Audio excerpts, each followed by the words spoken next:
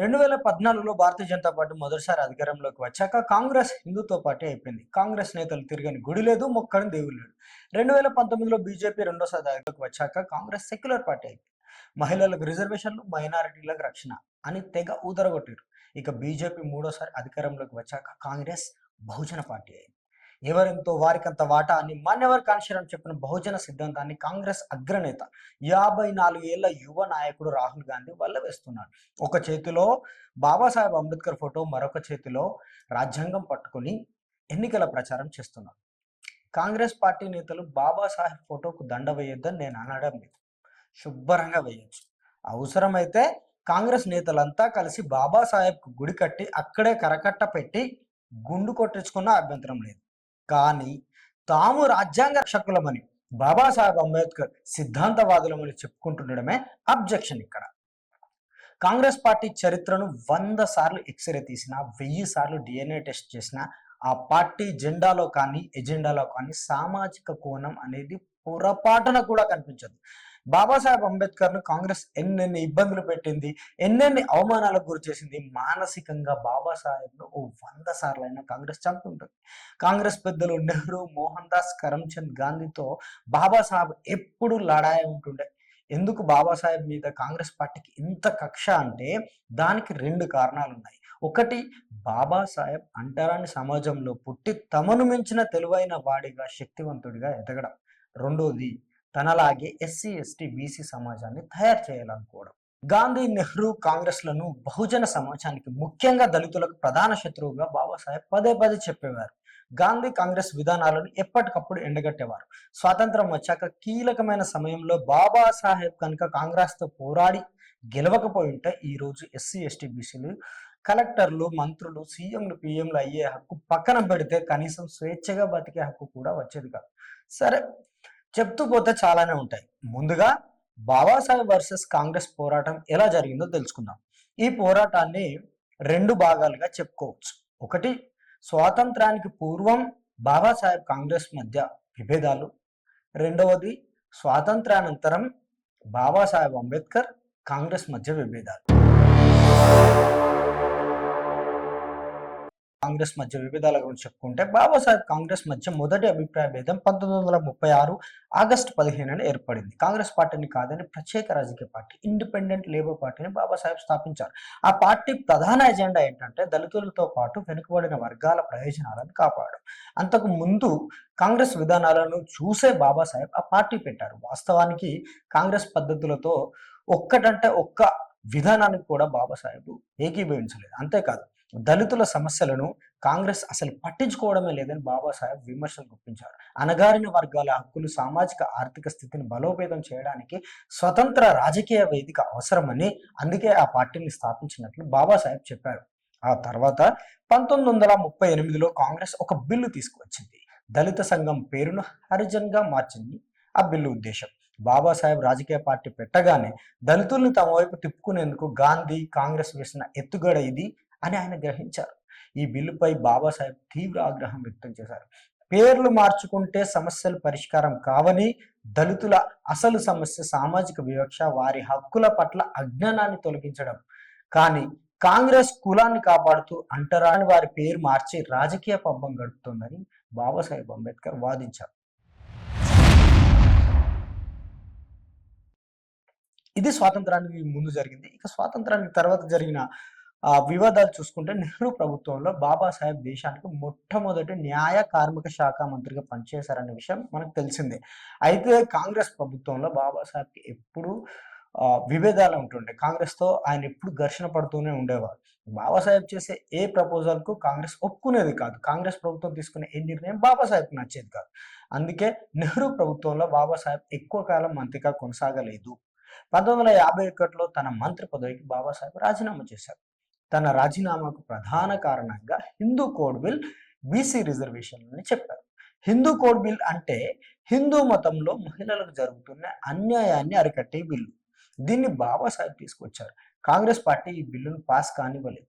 అప్పటి ప్రధానమంత్రి నెహ్రూ దగ్గరుండి మరీ ఈ బిల్లును ఓడించారు. ఒక్క కాంగ్రెసే కాదు, అప్పటి జనసంఘ్, అదే ఇప్పటి భారతీయ జనతా పార్టీ ఈ బిల్లుకు అడ్డుపడింది. ఆర్ఎస్ఎస్ పెద్ద ఎత్తున నిరసనలు చేసింది. బాబాసాహెబ్ను అణచివేసేందుకు ఆర్ఎస్ఎస్ తో కూడా కాంగ్రెస్ చేతులు కలిపింది.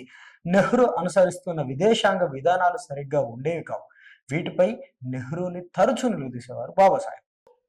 బాబాసాహెబ్ను గెలవకుండా ఉండేందుకు కాంగ్రెస్ అన్ని ప్రయత్నాలు చేసింది. ముఖ్యంగా ఆయన్ను ఎన్నికల్లో గెలవకుండా అడ్డుకుంది.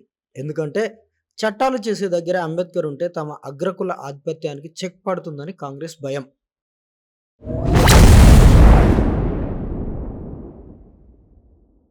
బాబాసాహెబ్ వర్సెస్ కాంగ్రెస్ మొట్టమొదటి ఎన్నికల పోటీ 1952లో జరిగింది. భారతదేశంలో జరిగిన మొదటి సార్వత్రిక ఎన్నిక ఇది. బాబాసాహెబ్ కాంగ్రెస్ పార్టీ మధ్య ఆ టైంలో టఫ్ ఫైట్ నడిచింది. ఎన్నికల సమయంలో కాంగ్రెస్ పార్టీని బాబాసాహెబ్ కడిగి పారేసేవారు. ముఖ్యంగా అట్టడుగు కులాల విషయంలో కాంగ్రెస్ పార్టీ వైఖరి బ్రిటిషర్ల కంటే దారుణంగా ఉందని చెప్పేవారు. బ్రిటిషర్ల కంటే ఎక్కువ నియంతృత్వం, అంతకంటే ఎక్కువ అణచివేత, అంతకంటే ఎక్కువ వివక్ష కాంగ్రెస్ చూపిస్తోందని కాంగ్రెస్ నేతల గుండెలు అదిరేలా బాబాసాహెబ్ ప్రశ్నించేవారు. కాంగ్రెస్ పార్టీ విలువలకు స్థానం లేదని, మూర్ఖులు దుష్టులతో పార్టీ నిండిపోయిందని బాబాసాహెబ్ విమర్శించేవారు. 1940లో షెడ్యూల్ కులాల హక్కులు ప్రాతినిధ్యంపై బాబాసాహెబ్కు కాంగ్రెస్కు మధ్య చాలా వివాదాలు జరిగాయి. కాంగ్రెస్ విధానాలను బాబాసాహెబ్ తీవ్రంగా విమర్శించేవారు. ఈ నిరసనను కాంగ్రెస్ నేతలు సీరియస్ గా తీసుకున్నారు. బాబాసాహెబ్ ఎక్కడ పోటీ చేసినా ఓడించి తీరాలని కాంగ్రెస్ పెద్దలు ఒక కమిటీనే ఏర్పాటు చేశారు. ఈ కమిటీకి నాయకుడు సర్దార్ పటేల్. బాబాసాహెబ్ సహా ఆయన మద్దతుదారులు ఆయన అభ్యర్థులను ఓడించే బలమైన దళిత అభ్యర్థులను ఎంపిక చేయాలని సర్దార్ పటేల్ను ముంబైకి పంపింది కాంగ్రెస్. అక్టోబర్ 1951, ఫిబ్రవరి 1952 మధ్య జరిగిన మొదటి లోక్సభ ఎన్నికల్లో బొంబాయి నార్త్ సెంట్రల్ నుంచి బాబాసాహెబ్ పోటీ చేశారు. అశోక్ మెహతా నేతృత్వంలోని సోషలిస్ట్ పార్టీ ఆయనకు మద్దతు ఇచ్చింది. ఇది ద్వంద్వ సభ్యత్వ నియోజకవర్గం. అంటే ఒక సాధారణ అభ్యర్థితో పాటు ఎస్సీ ఎస్టీ అభ్యర్థి ఒకే స్థానంలో పోటీ చేస్తారు. 1932లో బాబాసాహెబ్ సాధించిన కమ్యూనల్ అవార్డు ఇదే. తర్వాత గాంధీ వల్ల ఇది పూర్ణ ఒప్పందంగా మారిపోయింది అనుకోండి, అది వేరే విషయం. ఆ ఆచారం 1961 వరకు దేశంలో ప్రబలంగా ఉంది. ఈ ఎన్నికల్లో బాబాసాహెబ్కు పోటీగా కమ్యూనిస్ట్ పార్టీ అగ్రనేత శ్రీపాద అమృత ఢాంగే నిలబడ్డారు. అయితే ఈ ఎన్నికల్లో కాంగ్రెస్ పార్టీ గెలిచింది. ఆ పార్టీ అభ్యర్థి నారాయణ్ సదోబా కజ్రోల్కర్ పై 15,000 ఓట్ల తేడాతో బాబాసాహెబ్ ఓడిపోయారు. అయితే ఈ ఎన్నికల ఫలితాల్లో అవకతవకలు జరిగాయని బాబాసాహెబ్ ఆరోపించారు.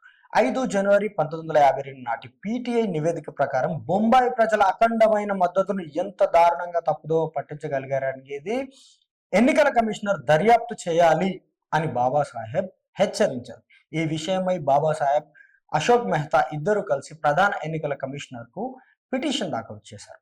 ఎన్నికల ఫలితాన్ని రద్దు చేయాలని, అది చెల్లనిదిగా ప్రకటించాలని డిమాండ్ చేశారు. ఈ ఎన్నికల్లో 74,333 బ్యాలెట్ పేపర్లు తిరస్కరణకు గురయ్యాయి. అంటే ఆ ఓట్లను లెక్కించలేదు. బాబాసాహెబ్ ఓడిపోయింది ఎంత? 15,000 ఓట్లతో.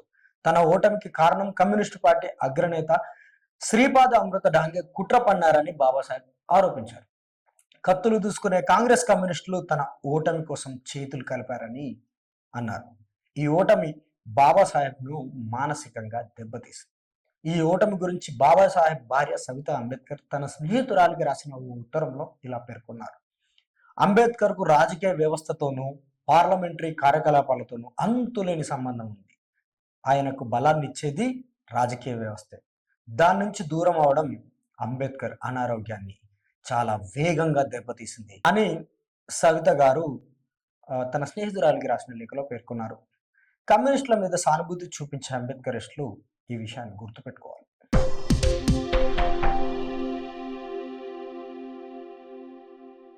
ఇక కాంగ్రెస్తో రెండవసారి ఎన్నికల పోటీ 1954లో జరిగింది.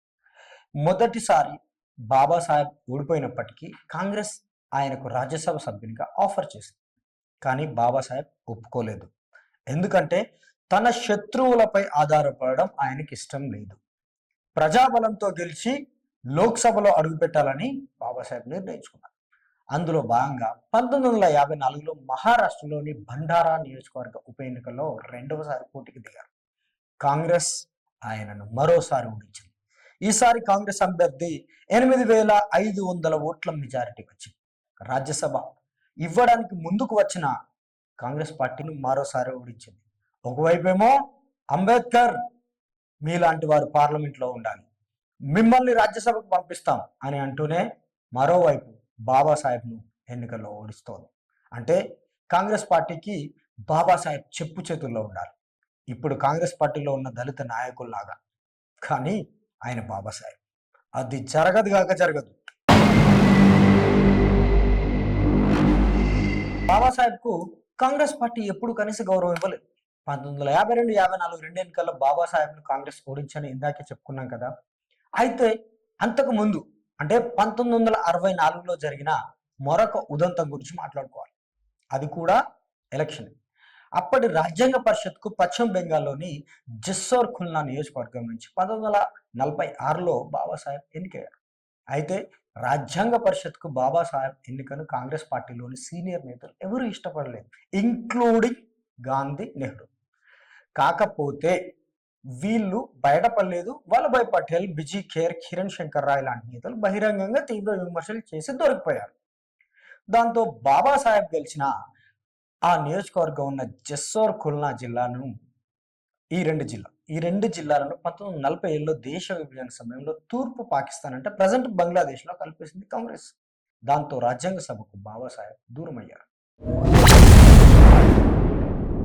రాజ్యాంగ పరిషత్లో అణగారిన వర్గాలకు సరైన భాగస్వామ్యం లేకపోవడంపై బ్రిటిష్ ప్రధానిని కలిశారు బాబాసాహెబ్. తాను లేకపోతే షెడ్యూల్ కులాలు సహా మిగిలిన వెనుకబడిన సమాజాన్ని కాంగ్రెస్ నిలువెల్లా ముంచుతుందని, కాంగ్రెస్ నుంచి ఎస్సీ, ఎస్టీ, బీసీ సమాజాన్ని కాపాడుకోవాలని బ్రిటన్ ప్రధాని క్లీమెంట్ అట్లీతో తన ఆవేదనను వ్యక్తం చేశారు బాబాసాహెబ్. బాబాసాహెబ్ చెప్పిన విషయాన్ని కాంగ్రెస్ పార్టీకి, నెహ్రూకి గట్టిగా చెప్పారు బ్రిటన్ ప్రధానమంత్రి. దీంతో రాజ్యాంగ సభలోకి బాబాసాహెబ్ను తీసుకోక తప్పలేదు కాంగ్రెస్ పార్టీ. కాంగ్రెస్ పార్టీతో రాజకీయ శత్రుతో ఉన్నప్పటికీ రాజ్యాంగ సభకు వచ్చిన తర్వాత బాబాసాహెబ్ తన కొలీగ్స్ అయిన కాంగ్రెస్ నేతలతో కలిసి భారత రాజ్యాంగాన్ని రూపొందించడంలో ముఖ్య పాత్ర పోషించారు. ఆయన ఉద్దేశం కాంగ్రెస్తో గొడవ పడడం కాదు, దేశంలో వందల ఏళ్లుగా హక్కులు లేని ప్రజలకు హక్కులు ప్రసాదించి కొత్త జీవితాన్ని ఇవ్వడం. అందుకే రాజ్యాంగ సభకు వెళ్ళగానే ఎవరిని పట్టించుకోకుండా, కాంగ్రెస్ తనకు పెట్టిన ఇబ్బందుల్ని కూడా మనసులో పెట్టుకోకుండా కేవలం రాజ్యాంగాన్ని రూపొందించే పనిలోనే పడిపోయారు. రాజ్యాంగాన్ని చాలా అద్భుతంగా, హేతుబద్ధంగా రూపొందించారు. దేశంలోని అన్ని వర్గాలకు సమానమైన, న్యాయమైన రాజ్యాంగాన్ని తయారు చేయడమే తన ప్రధాన లక్ష్యమని బాబాసాహెబ్ ఎప్పుడూ చెప్తుండేవారు. మొత్తానికి తన మాటలను నిజం చేశారు, ప్రపంచానికి చూపించారు. బాబాసాహెబ్ దృక్పథం చూసి కాంగ్రెస్ నాయకులకు దిమ్మ తిరిగిపోయింది. చాలా మంది కాంగ్రెస్ నేతలు బాబాసాహెబ్ పట్ల ప్రభావితమయ్యారు. బాబాసాహెబ్తో మంచిగా ఉండేందుకు, మచ్చిక చేసుకునేందుకు ప్రయత్నించారు. విమర్శకులు కూడా బాబాసాహెబ్ శైలిని, పనితీరును మెచ్చుకోవడం ప్రారంభించారు.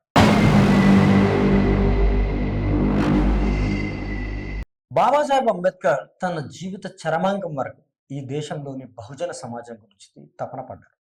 పరిస్థితి ఎంత కఠినంగా వచ్చినా తన పోరాటాన్ని విడిచిపెట్టలేదు. తన సమాజం కోసం శత్రువుతో కూడా కలిసి ఆయన పనిచేయడానికి సిద్ధమయ్యారు. అలా అని ఎప్పుడు వారికి లొంగిపోలేదు. తన ఆశయాలకు భంగం కలుగుతుందనుకుంటే ఎవరితోనైనా క్షణంలో విభేదించేవారు. అందుకే బాబాసాహెబ్ను తన దారికి తెచ్చుకుందామని కాంగ్రెస్ చేసిన ప్రయత్నాలన్నీ బుగ్గిపాలయ్యాయి. దేశంలోని 90% ఉన్న బహుజన వర్గాలకు రాజకీయంగా, సామాజికంగా హక్కులు కల్పించిన ఆయన ఆధ్యాత్మికంగా కూడా వారికి నూతన మార్గాన్ని చూపించాలనుకున్నారు. అందుకే బౌద్ధ మతాన్ని స్వీకరించారు. కానీ ఆయన బౌద్ధ మతం స్వీకరించిన 6 నెలలకే మరణించారు. మరింత కాలం బతుకుంటే వెనుకబడిన కులాల్లోని కోట్లాది మంది నేడు బౌద్ధులుగా మారిపోయి ఉండేవారు. ఇంతటి గొప్ప వ్యక్తి కాబట్టే ఒక్క మన దేశానికే కాదు, ప్రపంచ మానవాళికి మహనీయుడయ్యారు బాబాసాహెబ్ అంబేద్కర్. జై భీమ్.